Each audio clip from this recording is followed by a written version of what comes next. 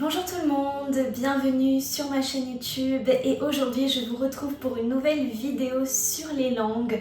Aujourd'hui nous allons parler cinéma, donc pour les passionnés de films, de séries, cette vidéo est faite pour vous puisque aujourd'hui je vais vous parler de 7 séries qui sont pour moi vraiment les meilleures pour apprendre l'anglais et je vous propose donc qu'on y aille dès maintenant.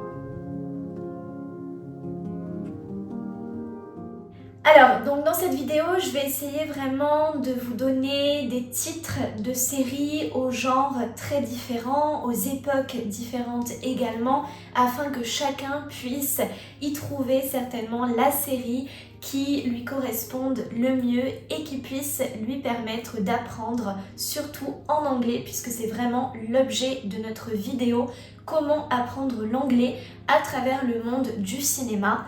Je sais qu'aujourd'hui, on est nombreux à regarder des séries, des films, quand on rentre du travail, quand on est fatigué, avant d'aller se coucher, le week-end, au cinéma, bref.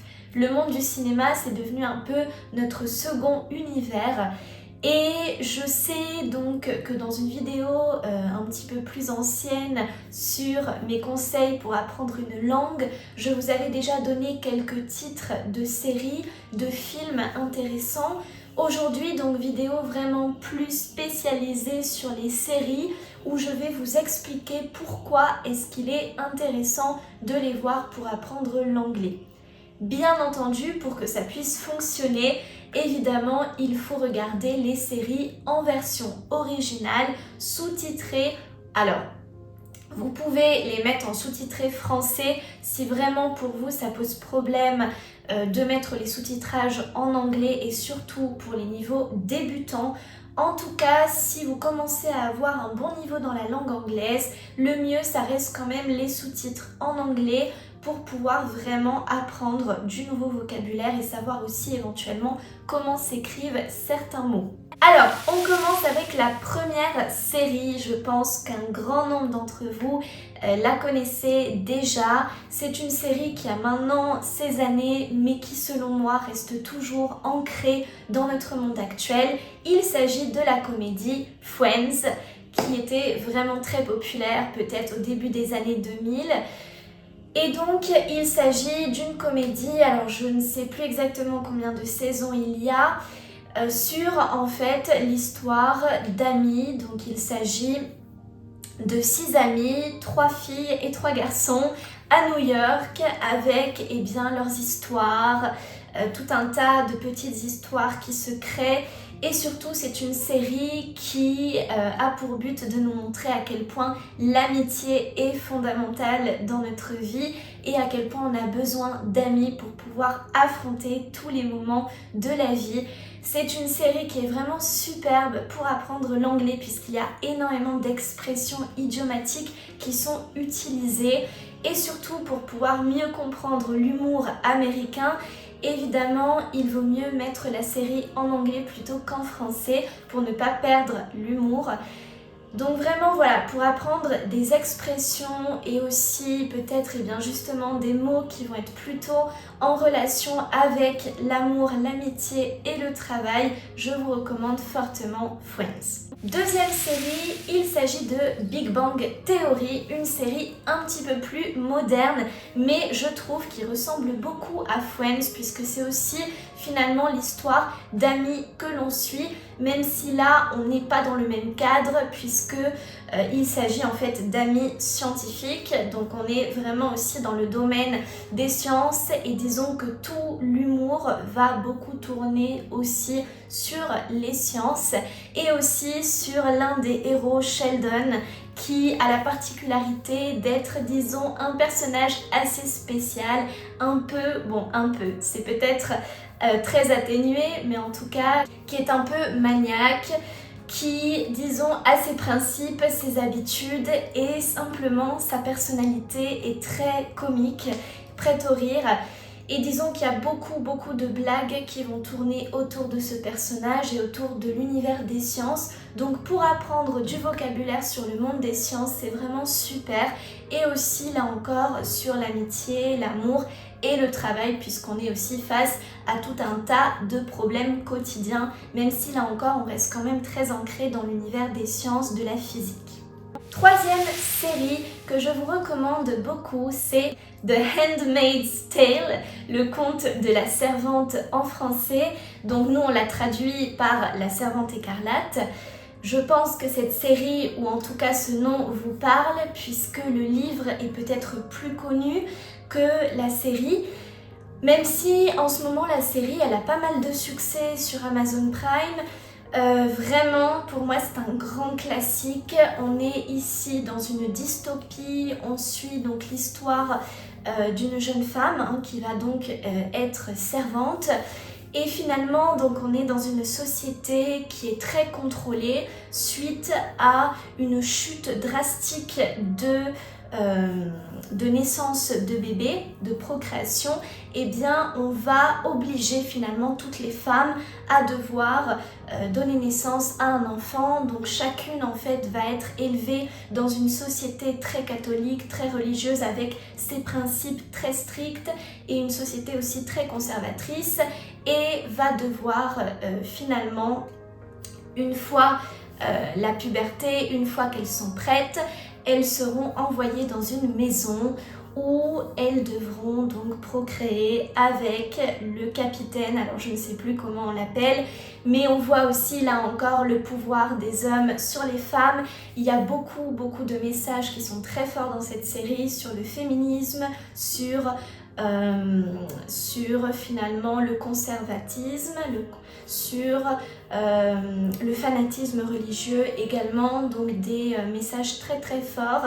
Ici, vous allez apprendre beaucoup de vocabulaire, disons, sur des débats sociétaux, sur les thèmes actuels que l'on peut retrouver dans le monde des médias, sur les femmes, sur la rébellion aussi, puisque finalement, évidemment, l'héroïne va vouloir se rebeller contre la société actuelle, contre le pouvoir. Donc beaucoup de vocabulaire sur le monde de la révolte, de la guerre, de la rébellion, du pouvoir, de la politique, et aussi propre à l'univers des femmes. Quatrième série, alors là on part dans un autre univers, dans une autre époque, dans un autre pays. On part en Écosse avec la reine Mary Stuart, qui était donc l'ancienne reine d'Écosse, avec la série Règne. Règne, alors en français on a précisé Règne, le destin d'une reine, qui, je me souviens quand j'étais au lycée, donc ça fait déjà quelques années, était vraiment la série super populaire qui venait de sortir sur Netflix. Aujourd'hui, donc, ça doit être une série, je pense, 2019, 2018, je sais plus exactement quelle date, on doit être vers là. Et c'est vraiment donc une série, voilà, centrée un peu sur finalement toutes des histoires qui tournent autour de la reine, de finalement ce qu'on va lui imposer, de ce que cela représente d'être une reine, et sitôt, puisque dès l'âge de 15 ans, elle va devoir assumer ce rôle et cette responsabilité. Donc il y a une grande part de réalisme, on a repris l'histoire de la reine Mary Stuart, mais on y a ajouté aussi une touche de fantastique, de fantaisie, avec alors comment il s'appelait ? Je me souviens plus, il avait un nom en latin un peu compliqué, en tout cas un homme donc qui avait la capacité de lire dans l'avenir et de faire donc des prédictions. Et finalement c'est ce pouvoir aussi qui va considérablement, qui va jouer un rôle très important en fait pour la reine et surtout pour l'avenir finalement du royaume. Donc là, on est dans un vocabulaire totalement différent qui est plutôt évidemment en lien avec le monde de la royauté, de la noblesse, mais aussi du vocabulaire, là encore, sur la guerre et l'amour. Il y a des histoires de trahison, des histoires d'amour qui se créent, d'infidélité, bref, tout ce qu'on peut rencontrer dans un royaume. Cinquième série, alors là je l'ai mise en étant pas très sûre, mais disons que je la recommande plus éventuellement pour les adolescents ou en tout cas les personnes qui sont passionnées de chevaux, puisqu'il s'agit donc de Heartland, Une série donc là aussi qui a ses années, puisque pour vous dire, je la regardais quand j'étais au collège, mais je me souviens que cette série m'avait vraiment marquée et je la regardais déjà en anglais. Alors j'avais pas mis les sous-titres en anglais, mais je la regardais en anglais. Et là, vous allez apprendre beaucoup de vocabulaire sur la vie quotidienne, évidemment aussi sur les animaux, sur l'environnement, sur l'amour, puisqu'on suit finalement l'histoire d'une monitrice qui vit donc dans une ferme avec son grand-père et sa sœur. Qui vit vraiment voilà, dans la campagne, on est dans ce paysage un peu idyllique. Et donc à chaque fois, finalement, chaque épisode représente un nouveau défi, un cheval à soigner, incontrôlable. Mais on n'est pas seulement sur cette histoire de chevaux, même si c'est un peu le thème central. On a aussi, là encore, des histoires d'amour, puisque on ne pourrait pas créer une série sans y ajouter une touche d'amour. Donc on a aussi beaucoup d'histoires, là encore, voilà, sur l'amour, l'amitié, l'importance de la famille et beaucoup d'épreuves aussi qu'il va falloir surmonter. Et au fil des saisons, eh bien, il y a de nouveaux changements qui apparaissent. Donc cette série, je la trouvais aussi vraiment intéressante pour apprendre l'anglais. Comme vous l'aurez compris, la plupart des séries que je vous donne, on est sur de l'anglais américain, mais en tout cas, il n'empêche que pour apprendre surtout du vocabulaire et éventuellement s'approprier de la grammaire, c'est vraiment très pratique. 6e et avant-dernière série en anglais, The Queen's Gambit. Alors Gambit, c'est une tactique aux échecs, donc je pense que là vous savez plus ou moins de quelle série je vous parle. Il s'agit du jeu de la dame, qui est une série récente qui aussi a eu pas mal de succès il y a environ, je pense, 3-4 ans, puisque je me souviens que je la voyais toujours dans le top des séries Netflix. Là, on est sur une mini-série, donc vraiment très rapide, donc on suit finalement une jeune fille donc, qui a passé son enfance dans un orphelinat. Finalement, on avait l'impression que son destin était condamné, mais finalement, dans cet orphelinat, elle va faire la rencontre, alors je me souviens plus, je crois que c'était le concierge, ou en tout cas d'un travailleur simplement de l'orphelinat, qui avait pour passe-temps les échecs. Sauf que ce pauvre homme en fait était toujours tout seul, il n'avait personne avec qui jouer, jusqu'à ce donc que l'héroïne que l'on suit va faire donc la découverte de cet endroit, de ce petit local dans lequel il joue aux échecs et va commencer finalement à vouloir apprendre à jouer. Et petit à petit, donc cet homme va lui enseigner des tactiques et c'est comme ça qu'elle va commencer à s'initier au monde des échecs. Et donc vous imaginez comment les choses vont suivre. Donc une fois sa sortie à l'orphelinat, elle va commencer à participer à des concours et petit à petit, elle va monter les échelons. Elle va commencer à avoir de plus en plus de succès, on va en entendre parler dans les médias, elle va avoir affaire à des concurrents de plus en plus expérimentés jusqu'à avoir affaire à celui qui est censé être le plus expérimenté, le plus fort aux échecs. Donc là, évidemment, si vous n'êtes pas du tout fan des échecs, cette série n'est pas trop pour vous puisqu'elle tourne vraiment autour de ça. Ça va devenir vraiment l'obsession de l'héroïne. Elle va y consacrer presque toute sa vie jusqu'à avoir à sacrifier sa vie personnelle, ses amis, éventuellement ses copains. En tout cas, c'est pas seulement une histoire pour moi sur les échecs, mais aussi un message très fort que l'on peut citer, c'est l'importance de persévérer et de suivre ses rêves, pour pouvoir parvenir à se faire connaître dans le monde entier, à partager aussi ses plaisirs, ses loisirs. Donc vraiment, voilà, il y a tout ce côté-là sur l'importance de la persévérance et aussi sur le pouvoir des femmes, puisque là aussi, évidemment, on est dans une époque où finalement les femmes aussi avaient du mal à s'imposer dans la société. Donc il y a un peu tout ce côté-là.